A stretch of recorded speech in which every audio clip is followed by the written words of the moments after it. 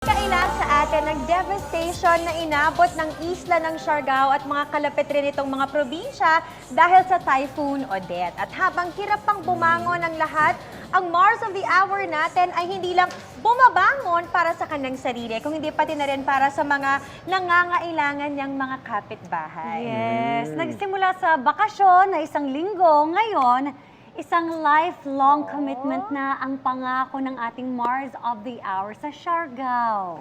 Actually, itong interview natin ngayon, kaibigan ko ito for a long time. I've known her for about 20 years already. Oh, wow! Yeah.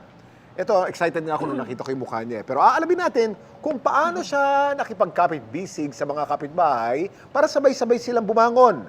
Let's welcome our Mars of the Hour, Queen Melo Esguera. Melo! Good morning! Hi. Queen Hi, Mel. Mel. Good morning, everyone. Good morning from Siargao. O, di ba? Talagang local na local na There's a siya. low pressure today. There's a low pressure today, so it's Low heavy pressure area. rains Oh. and heavy winds. So medyo ano pa rin. And some people are still in trauma, so it's not easy.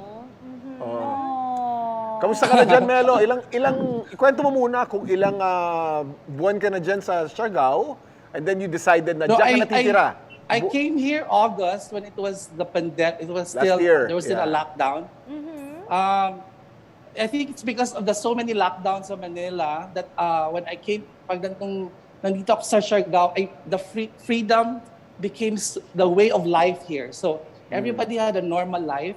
Children were going to school in person, not just online. Restaurants were open. So I felt there was so much freedom here in Siargao, and the magic of the island is really real. And it was covered with nature. Talagang ang paraiso ang Siargao.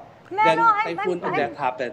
I'm thinking kasi syempre during lockdown here in Manila, I'm sure atat ka nga talagang makaalis and to go somewhere else. But of all the beautiful places that you could have gone to here sa Pilipinas, bakit Siargao yung naisip mo na puntahan? Well, Siargao just happened because my housemate in Manila is a doctor, and they were bringing the vaccines here. So I had the opportunity to volunteer and bring the vaccines in Siargao. Yun pala. So that's why we were here nang wala pang commercial flights. Then I decided to extend, and the weekend became 1 month, and things just happened na I decided to move my life here. Sarap naman He yun. knows that. Very Actually, knows that. you dinocument mo yung pagbuo mo ng bahay kubo mo, paano mo pinaganda yung bahay kubo mo. And Well, then, Odette yeah. happened. Ano nangyari ngayon? Yeah. No, Odette kumusta was ang the most bahay? terrifying day of my life. And I think for most people in Siargao, Yeah. up to this day, the trauma is still there. People still cannot forget the wrath of Odette. Pinakamalakas na hangin. Can you imagine more than 300 kilometers per hour hit the island that's so small. Hit your hood. Ibang klase. Unimaginable. Mars Melo, ito yung gusto naming malaman. Paano ba nasimulan yung proyekto mo na sa pagtulong sa mga kapitbahay mong nawalan ng mga bahay dyan, homeless na? How did it start, yung project ng pagbuo ng bahay? You know, I've been a journalist for so long, and I've been an activist for so long. So the first thing you do when there's a crisis is to ask how you can help the community. And during the pandemic, we founded Kawa Pilipinas, which we've been providing hot meals to a lot of homeless people in Metro Manila. But I felt it was never enough. Ang ingay ng So manok this mo, time- Melo. Natutuwa ako sa I know, sorry ha. Grabe I'm in the guys, farm. Mars, no? Bakit ba? Wala kasi kami nandito, kaya naiingit tong Pars ko tsaka Mars. Sorry, you were- Bida yung I'm- manok mo dyan, ha? I'm- Parang I'm gusto one niya with nature, magpakita sa kaya- TV. Para malaman ng mga Mars at Pars natin sa kanilang mga tahanan, kaya merong ganyang puso si Melo. She was the first producer of Wish Ko Lang. Yeah.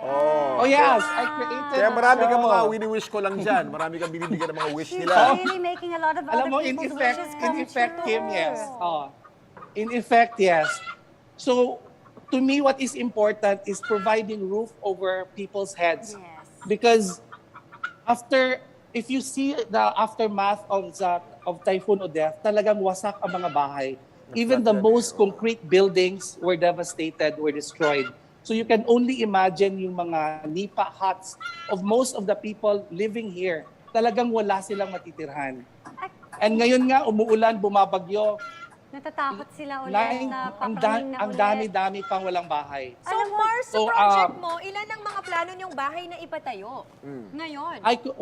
Our team committed to 10 families, but because of the help of so many people, all our friends who helped and contributed, we have provided construction materials to close to 50 families already. Wonderful. Okay, how can people help you, Melo? Mga gustong mag-donate at Yes. tumulong din. Paano? Ako,